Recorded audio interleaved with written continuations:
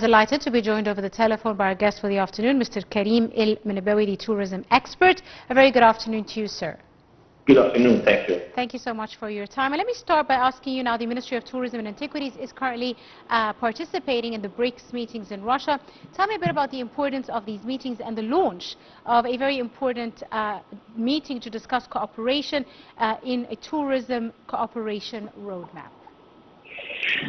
Well, that will big role in the future and into the exchange of tourism among these countries.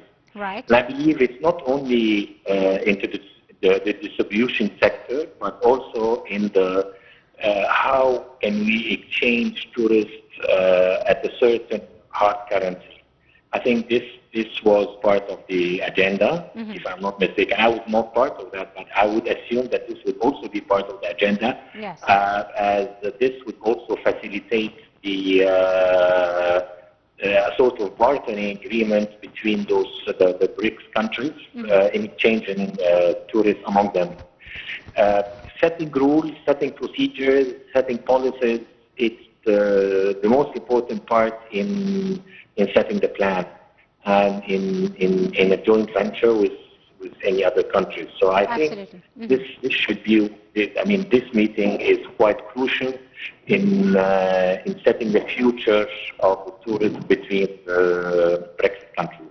Absolutely. Now, Mr. Karim, of course, Egypt has taken several important steps with regards to achieving its goal of increasing the number of tourists and annual visitors to Egypt. Could you tell us a bit about some of these steps and how successful you see them?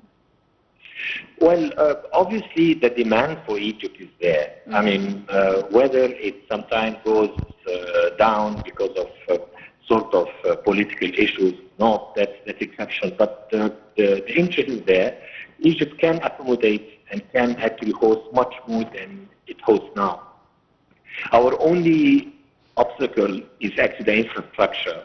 We have to improve the infrastructure in two terms, into the service and the experience of the tourists in one side, but also into the availability on the other side.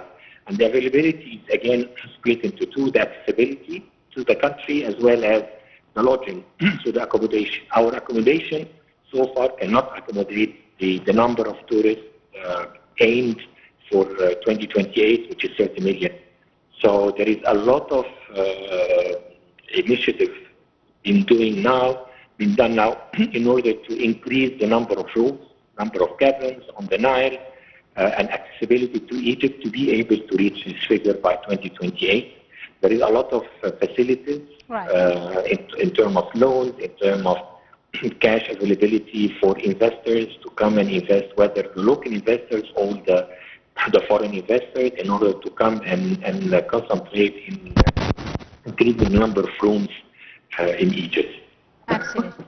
Right. I'm afraid I have run out of time, but I'd like to thank you very, very much, Dr. Karim Menibbawy, our tourism expert and our guest for the afternoon. Thank you so much, sir, for your time and your insight. And with that, we come to the end of today's edition of Cairo Local Time. We do hope you have enjoyed it.